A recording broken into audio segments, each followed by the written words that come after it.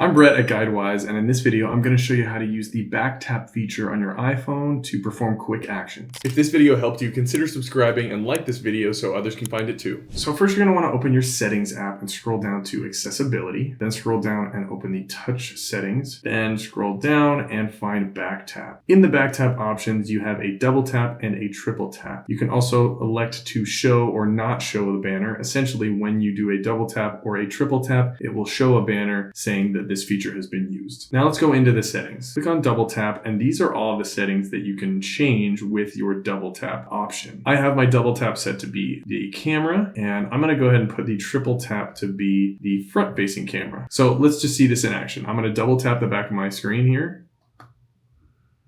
And then boom, you can see the banner on the top. It detected the double tap, but those are some options there. That's how you can set it up. And now you're all set with your tap quick actions. If you found this video helpful, don't forget to like and subscribe for more.